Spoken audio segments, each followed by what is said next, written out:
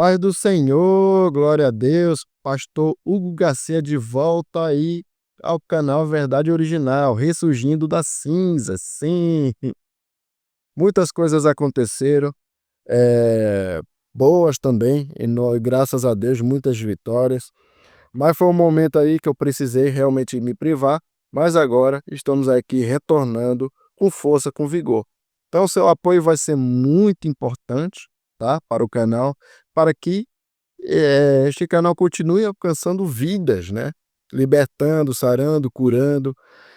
Então, desde já eu agradeço você que sempre confia aí no meu chamado, que permite que o canal Verdade Original entre aí no seu lar e abençoe sua vida, sua família. E isso já me deixa muito feliz. Então, você que me acompanha, desde já, muito obrigado. Deus te abençoe poderosamente. E você que está aqui, né, cair de paraquedas, vamos lá. Segue aqui esse humilde obreiro, esse humilde pastor, que traz aí palavras de bênção, de oração para você. Nós vamos voltar com o canal de oração. Vamos lá, segue o canal, ativa o sininho, compartilha, curte, comenta, para que o YouTube continue aí, né, fortificando esse canal para continuar entrando nos lares das demais pessoas que precisam conhecer o trabalho de Deus. Então, desde já, sou grato pela sua vida também. Como eu falei, muitas coisas aconteceram, uma delas é eu desci mais um degrau para a honra e a glória do Senhor.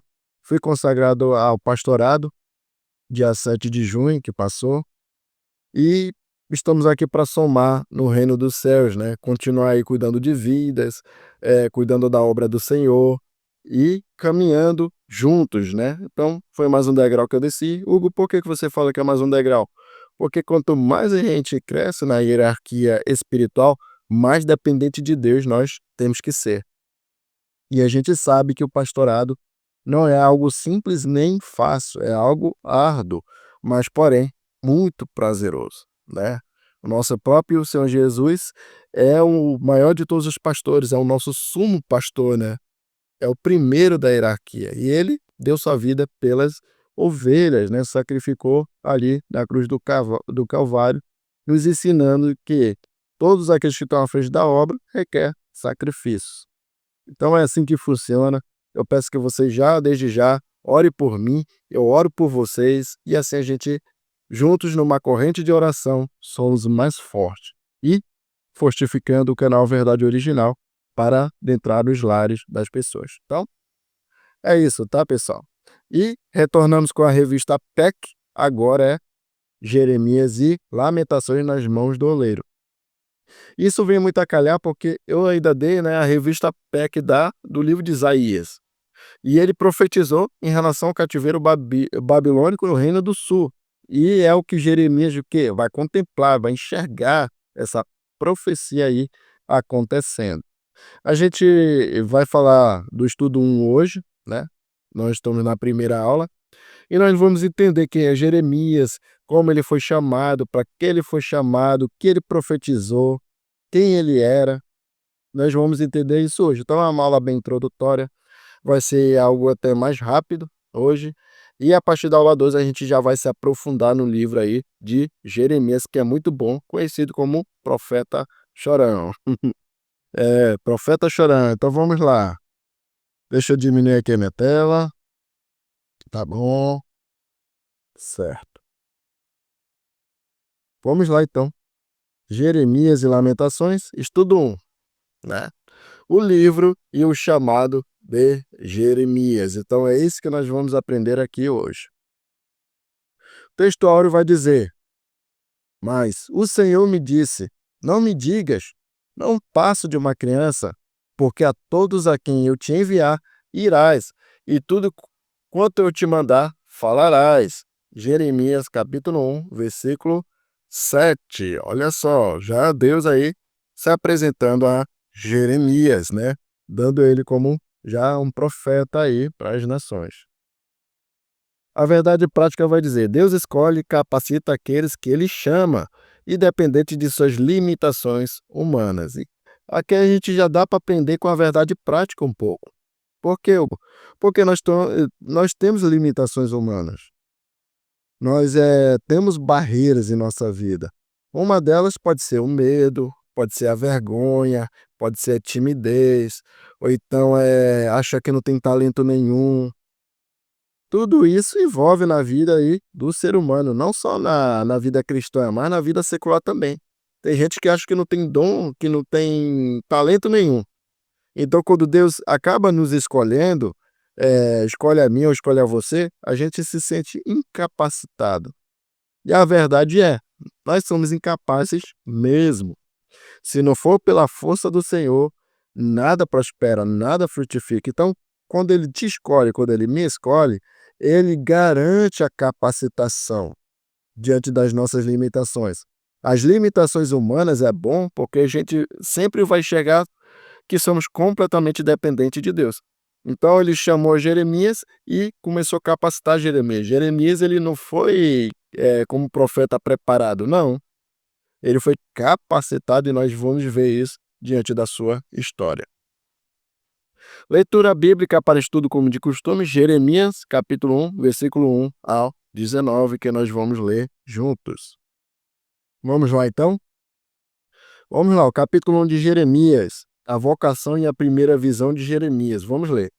A palavra de Jeremias, filho de Ilquias, dos sacerdotes que estavam em Anatote, na terra de Benjamim. Então, o primeiro passo ele era filho de Ilquias, dos sacerdotes. Então, ele era da tribo de Levi, tá?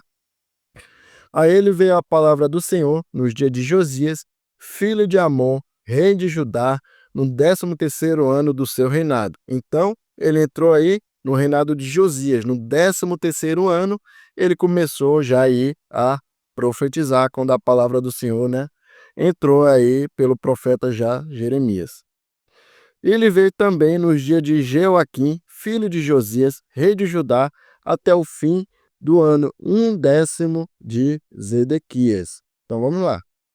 Ele pegou o reinado de Josias, já a partir do 13º ali, Jeoaquim, que era filho de Josias, e por último pegou Zedequias aí, que já vai acontecer já o cativeiro babilônico. Então Zedequias, filho de Josias, rei de Judá, até que Jerusalém foi levado em cativeiro no 5º mês. Assim veio a mim a palavra do Senhor dizendo: antes que eu te formasse no ventre, eu te conheci, e antes que saísses da madre, te santifiquei, e as nações te dei por profeta. Então disse eu: ah, Senhor Jeová, eis que não sei falar, porque sou uma criança. Mas o Senhor me disse: não digas, eu sou uma criança, porque onde quer que eu te enviar, irás, e tudo quanto te mandar, dirás. Não temas diante deles, porque eu sou contigo para te livrar, diz o Senhor. E estendeu o Senhor a mão, tocou minha boca e disse-me o Senhor: eis que põe as minhas palavras na tua boca. Importante isso daqui, tá? Então, quando nós pregamos a palavra do Senhor, não é a minha palavra, não é o meu modo de falar, não é o meu conhecimento que vai se sobressair, mas a palavra do Senhor que coloca em nossas bocas. É assim que funcionam as pregações. E com os profetas não eram diferentes. Olha, põe-te neste dia sobre as nações e sobre os reinos, para arrancares, e para derribares, e para destruíres, e para arruinares, e também para edificares, e para plantares. Meu Deus, o que é isso? A gente vai ver na lição. Ainda veio a mim a palavra do Senhor dizendo: que é que vês, Jeremias? E eu disse: vejo uma vara de amendoeira. E disse-me o Senhor: viste bem, porque eu velo sobre a minha palavra para cumprir. E veio a minha palavra do Senhor segunda vez, dizendo: que é que vês? E eu disse: vejo uma panela ferver, cuja face está para a banda do norte. E disse-me o Senhor: do norte se descobrirá o mal sobre todos os habitantes da terra. Está falando do reino babilônico que vem do norte ali para invadir Judá e levar cativeiro, tá? O reinado de Judá. Porque eis que eu convoco todas as famílias dos reinos do norte, diz o Senhor, e virão, e cada um porá o seu trono à entrada das portas de Jerusalém, e contra todos os seus muros em redor, e contra todas as cidades de Judá. E eu pronunciarei contra eles o meu juízo por causa de todas a sua malícia, pois a mim deixaram pois me deixaram a mim e queimaram incenso a deuses estranhos e se encurvaram diante das obras das suas mãos. Olha aí, ó, desde aquela peja de Isaías, né, que eu trouxe a lição, mesmo assim o povo continuava nas mesmas práticas pecaminosas. Tu, pois, cinge os teus lombos, levanta-te e dize-lhes tudo quanto eu te mandar, não desanimes diante deles, porque eu farei com que não temas na sua presença. Porque eis que te ponho hoje por cidade forte, e por coluna de ferro e por muros de bronze, contra toda a terra, e contra os reis de Judá, e contra os seus príncipes, e contra os seus sacerdotes, e contra o povo da terra. Né? Não era só a nação dali de Judá, não. Pegava o reino do norte também, e até mesmo os circunvizinhos, né? Receberam aí palavra de juízos. A gente vai ver isso. E pelejarão contra ti, mas não prevalecerão contra ti, porque eu sou contigo, diz o Senhor, para te livrar. Então, se Deus te chama, ele garante, o inimigo não vai prevalecer contra você. Então vamos lá, voltar para a nossa lição e começar a lição. Antes de nós irmos para a nossa lição, quantos lembram desse quadro que eu apresentei lá na época de Isaías? Pois é, os reis de Israel, Reino Unido de Israel. Então, se você começou comigo aqui agora, vamos entender um pouquinho a questão dos reinados, rapidinho aqui, bem rápido mesmo. Começou, né, com Saul. Deixa eu pegar aqui, ó. Saul. Lembra, né? O primeiro rei de Israel. Depois vem aqui Davi, veio Salomão. E após Salomão, aconteceu aí a divisão dos reinos, né? Veio o reino de Judá e reino de Israel. Então, pessoal, nós vamos ver aqui os reis, né, de cada reinado. Então, reino de Judá, Roboão, Abias, Jeroboão, aqui no reino de Israel, Jeroboão, Nadab, e vai embora, né? E chegamos aqui embaixo, onde é que Jeremias ele vai entrar? Bem aqui, ó. Josias, né? Joaquim, a gente tem aqui outros reis, como GK, só rapidinho aqui, deixa eu ver aqui. Deixa eu marcar aqui de novo. Vamos lá. Josias, tem esse Jeoacás, 3 meses, né, que passou aqui. Joaquim, 3 meses, e 11 anos, Zedequias. Então, Jeremias, ele pegou esses reinados aqui. Mas, questão de 3 meses aqui, que a gente vai ver mais ênfase mesmo, é os reis, como Josias, Joaquim e Zedequias. Então, ele pegou esses 3 reinados aí. E após Zedequias, já aqui, né, acontece já o cativeiro babilônico. Então, vamos voltar lá para a nossa lição. Então, pessoal, aquilo lá foi só para nós refrescarmos a nossa memória. Então, vamos lá para a nossa lição aqui. Vamos entender quem é Jeremias, né? O chamado de Jeremias. Então, quem foi Jeremias? Como eu falei, Jeremias, né, ele era filho de Ilquias, um dos sacerdotes que estavam em Natote, na terra de Benjamim. Jeremias, ele significa Jeová estabelece. Então, ele era um filho de sacerdote, né, cujo nome era Ilquias, nascido na cidade sacerdotal de Anatote, durante o reinado ali de Manassés, né, que foi aí o último rei que acabou matando lá o profeta Isaías. Então, como ele era filho de sacerdote ali, era esperado que ele fosse preparado ali para ser um sacerdote, para exercer, né, a função sacerdotal ali no reino de Judá. Só que isso não acabou como esperado. Deus aí acabou entrando em contato com Jeremias, chamando ele para uma outra função, que era ali o seu ofício de profeta. Eu acho que quando ele começou a profetizar, não foi algo que a família recebeu de bom grado, né? Devido a ele ser ali da linhagem, né, de Arão, da tribo de Levi, era esperado que ele continuasse ali seu trabalho, sua linhagem, mas Deus acabou chamando ele como profeta. Então aqui na lição vai dizer, ó, os sacerdotes oficiavam no santuário, ofereciam sacrifícios, ensinavam a lei, julgavam causas que intercediam pelo povo, sendo por isso respeitados e sustentados pelas ofertas. Segundo o que a Torá vai dizer, né, os 5 primeiros livros ali, os livros quando se trata da tribo de Levi de sacerdotes, é que eles não tinham, assim, um trabalho fora, eles não tinham de onde tirar um salário. O salário vinha das ofertas, né, eles se sustentavam com isso, porque a herança deles, né, era ali o próprio Deus. Então eles contavam ali com as ofertas, né, com a ajuda diretamente de Deus. E aqui vai continuar dizendo, já o ministério profético não era hereditário, nem limitado a uma linhagem específica. Deus mesmo levanta os profetas, geralmente para divertir e anunciar o juízo, algo muitas vezes impopular. Foi para essa missão que o Senhor chamou Jeremias. Então, ser profeta não é uma coisa assim de linhagem. Ah, sou lá da tribo de Benjamim. Quem é da tribo de Benjamim vai ser profeta. Não era assim. Deus escolhia os profetas a dedo, olhava para o seu caráter, para o seu coração, para a sua devoção, para a sua coragem e designava ali a pessoa como um profeta. Diferente do sacerdote, né, que vem de toda da linhagem ali de Levi. Por isso que não foi recebido de bom grado pela sua família, porque o profeta ele veio para anunciar o quê? Juízo.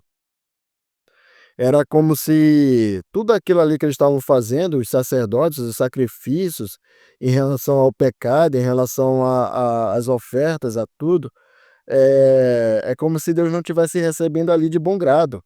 Não estava legal. O reino de Judá, o reino do norte também, não estavam bem diante da presença de Deus. E Jeremias foi levantado para abrir os olhos, né, dessas pessoas, abrir os olhos do povo de Deus, dizer mesmo assim: olha, o cativeiro babilônico já está aí, está bem aí, vai acontecer. Se vocês não endireitarem vossas veredas, o juízo vai acontecer. Porém, Jeremias ele não foi chamado só para pregar sobre juízo, sobre isso, mas a esperança ali também. Então foi uma escolha divina, tá? O próprio Deus, né, chamou ele, como vai dizer lá no versículo 4: antes que eu te formasse no ventre materno, eu te conheci, e antes que saísses da tua madre, te consagrei e te constituí profeta às nações. Então a gente já vê aí a soberania de Deus, né? A gente tem, Deus ele tem alguns atributos: onisciência, onipresença e onipotência. Onisciência sabe de todas as coisas, né? Onipotência tem todo o poder e onipresença está em todos os lugares ali ao mesmo tempo. Então, antes de Jeremias ser formado na madre, ele já tinha sido escolhido por Deus para esse exato momento. O poder de Deus é muito incrível, né? É impressionante.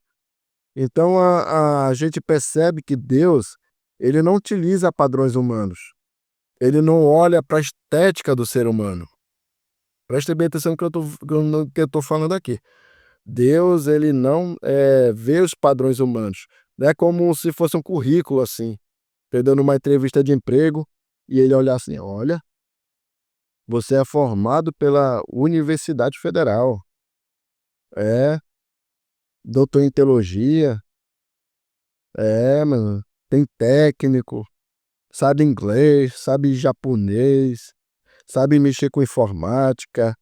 Ele não olha para os padrões humanos aqui que nós temos, porque nós somos assim. Aqui praticamente, quando se trata até de emprego, né, pega aquele que é mais capacitado, quem se capacitou mais, né, que está ali dentro do quadro eh, dos requisitos necessários para se ocupar uma vaga, né. Com Deus já é diferente, tá. Ele não utiliza os padrões humanos.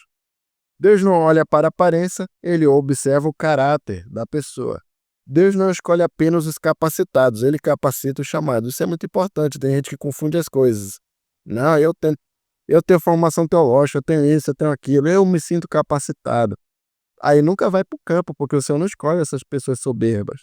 Ele vai escolher ali os mais humildes, que estão na brecha, que estão orando, que têm intimidade com o Senhor. Deus vai lá, pega e capacita a pessoa, mediante aí a sua escolha, né, dentro daquilo que ele pretende fazer no campo. Como assim, Hugo? Ele chama a pessoa aquilo que ela já é vocacionada para fazer. Se ela for para pregar, vai pregar. Se ela for para profetizar, vai para profetizar.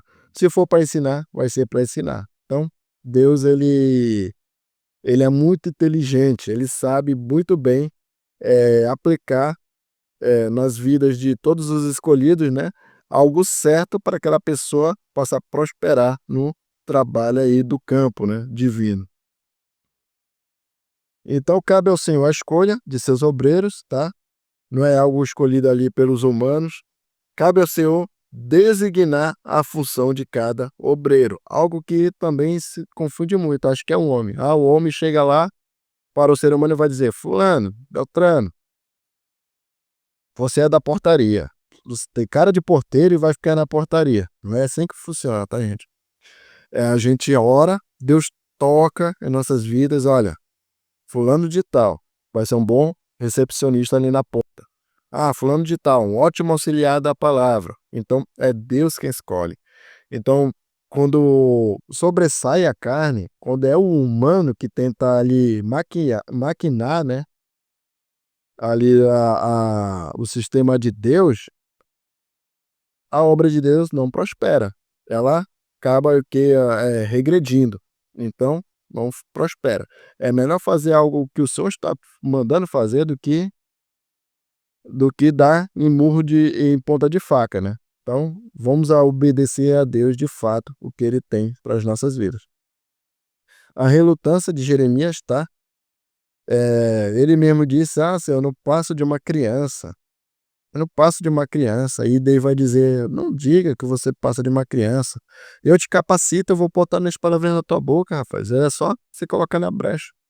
É só fazer o que eu mando, só isso. Não precisa de medo, nem nada disso. Eu vou estar com você todos os dias ali da minha vida", né? Que ele vai dizer ali: "Não temas diante deles, porque eu sou contigo para te livrar", diz o Senhor.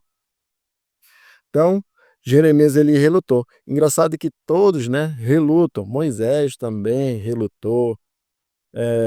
Muitos aí, né, acabaram relutando, né. Teve um momento também até que o profeta Elias eh, acabou dentro de uma caverna ali isolado. Então, geralmente pessoas chamadas aí acabam relutando um pouco, mas Deus acaba aí convencendo a pessoa, né, e confortando, porque Deus ele não abandona aquele que ele chama.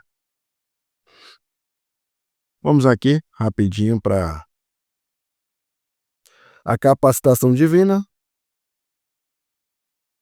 A capacitação divina, a palavra de Deus na boca do profeta. Então, Deus coloca ali a as palavras na boca do profeta para que ele realmente aplique a mensagem certeira no coração de Israel. Então, quando o juízo vier a acontecer, as pessoas mesmo vão perceber que, de fato, quem estava falando ali era Deus. Porém, Deus não é aquele carrasco que só quer saber de destruir sua nação. Não, ele quer aplicar uma disciplina para que as pessoas se voltem para Deus novamente. Então, o cativeiro babilônico foi uma disciplina na vida ali do povo de Deus, para que eles pudessem se colocar na presença de Deus novamente, trazer a esperança novamente. Então, a missão de Jeremias vai dizer que ele foi enviado para arrancar e derribar, mas também edificar e plantar. Então, o que que isso quer dizer na sua vida profética? Ele anunciaria o juízo, mas também a restauração, a esperança, tá? Então a missão dele foi tanto de edificar e de derrubar, tá bom?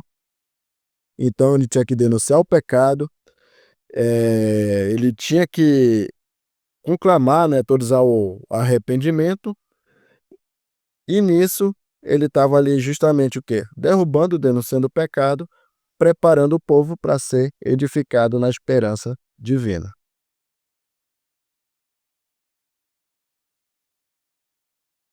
A visão da amendoeira.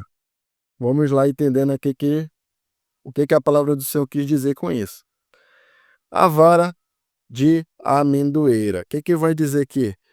Deus apresenta a Jeremias a visão de um ramo de amendoeira. O termo hebraico para amendoeira, shaked, está relacionado à palavra vigiar, shoked, indicando que o Senhor está vigilante para cumprir a sua palavra. Essa visão comunica que a mensagem profética não será em vão. Deus está atento e garante o cumprimento de tudo o que revelou a Jeremias, tanto no que diz respeito ao juízo quanto à restauração. Então, quando Deus ele fala algo, quando ele usa um profeta, quando é de fato Deus falando, se ele aplicar um juízo e dizer que vai acontecer, não tem por onde correr. Mas ao mesmo tempo, essa disciplina, né, o juízo, vai levar o povo ao arrependimento para acontecer a restauração. Então Deus ele deixa bem claro. Ele denuncia o pecado, a idolatria, ele derruba, ele aplica o juízo e restaura, tá? Então Deus sempre trabalha ali dessa forma. Lógico, vai ter um fim. Para hoje em dia as coisas vai ter um fim, tá? Isso não vai ser algo para sempre. Vai ter um fim. O fim a gente já sabe qual é, né? Período ali do juízo final. Aí não tem mais volta, querido, tá? Não tem mais choro, não tem mais. Não. Quem foi fiel, foi fiel. Quem não foi, infelizmente, morte eterna, né? Lago de fogo. Quem foi fiel, eternidade com o Senhor. A gente já sabe disso, tá? E essa panela ao fogo, o que quer dizer? Vamos lá. Na segunda visão, Jeremias viu uma panela fervente cuja abertura está voltada para o norte. Deus revela que essa panela representa o juízo que viria de uma nação do norte, a Babilônia. Então, ela representa ali uma urgência, né? Uma iminência do juízo que será aplicado, que é o cativeiro babilônico que vai vir justamente ali do norte, tá? E a proteção divina, o que significa? Vamos lá para a proteção divina. Então, Deus ele revela que reis e exércitos se levantariam contra Jerusalém como instrumento de juízo. Isso demonstra que a rebeldia ao povo de Judá traria sérias consequências. Jeremias teria a difícil missão de anunciar essa mensagem ao povo resistente e endurecido. Como eu falei, o profeta não é recebido de bom grado. A gente vê Isaías, foi morto. Então, tudo quando vai mexer com o coração ali do humano, tirar ele da zona do conforto, né? Quando começa a bater em cima da questão do pecado, em cima da ferida, isso ali acaba ocasionando algo não muito bom, né? Uma imagem não muito boa para aquele povo ali, principalmente se eles estão nos seus deleites ali, né? A gente tira quando vai evangelizar. Quando a gente vai evangelizar ali num bar, um lugar, as pessoas começam a se sentir desconfortável, porque vai falar da palavra de Deus, de cura, de libertação, de Jesus, isso, aquilo ali, acaba o que mexendo no conforto ali do ser humano, né? Na vida carnal dele ali, algo que dá prazer para ele. Então Jeremias ele começou a mexer com o povo em relação a isso e não começou a ser bem recebido por isso, tá? Então, o pecado, especialmente idolatria, identificado como uma principal causa do juízo, né? A idolatria lá do povo, a oposição ao profeta viria tanto ao povo quanto os líderes religiosos e políticos, tornando a sua tarefa ainda mais árdua. Então, todo mundo se opôs a ele, todo mundo, né? Ninguém queria escutar ali suas palavras de juízo, de restauração. Apesar das dificuldades, Deus encoraja Jeremias. Eu te ponho hoje como cidade fortificada, como coluna de ferro e como muralhas de bronze. Essa declaração simboliza a força, a firmeza e a estabilidade que o Senhor concederia ao profeta para resistir à perseguição. Então o Senhor promete que, embora Jeremias enfrente grande resistência, ele não será vencido. Eu sou contigo para te livrar. Então, essa promessa enraiza aí a fidelidade de Deus, né? Com aquele a quem ele chamou, né? No caso ali foi Jeremias, ou então a nós mesmo ele nos chama, ele nos livra, ele está conosco, tá? Lógico, nós vamos passar por problemas, por desafios, mas o Senhor ele garante a vitória e a frutificação do teu trabalho. Então, não se preocupe. Então é isso, gente. A gente vai encerrar, né? Primeira lição. Confesso que eu tô até um pouco assim enferrujado e diante de uma gama de tantas informações a gente queria mais tempo, né? Mas para vídeo de YouTube eu não posso levar ainda muito tempo, né. Então vamos aqui, aplicação pessoal. Assim como Jeremias, somos desafiados a confiar na soberania de Deus, a sermos fiéis à missão que ele nos confia, certo de que sua presença e proteção nos acompanham em todos os momentos. Então é isso, queridos, tá? Deus, ele chama, ele capacita, ele está conosco sempre. Não se preocupe, Deus, ele faz grandes coisas em nossas vidas, né? Então que Deus vos abençoe, gente. Eu quero fazer uma oração para a gente terminar. Vamos lá? Soberano Deus eterno Pai, em nome de Jesus, estamos aqui encerrando a tua lição, meu Pai. Que essa palavra do Senhor, teus ensinamentos, meu Pai, teu chamado, venha se cumprir em nossas vidas, Senhor. Que o Senhor venha ser conosco, com os nossos familiares, que o Senhor venha nos ajudar a desempenhar nosso papel no reino dos céus e que a gente venha crescer no conhecimento da graça. Abençoa aqueles que estão me escutando, que o Senhor venha prosperar eles, meu Pai, livrar eles de todo mal, seus familiares. Que grandes coisas o meu Pai só venha fazer, Deus, por intermédio deste canal. No nome de Jesus eu quero te agradecer. Amém. Então é isso, pessoal, tá? A paz do Senhor, que Deus vos abençoe e até a próxima. Não esqueça de compartilhar, de curtir, de seguir e de ativar o sininho, viu? Tchau, tchau.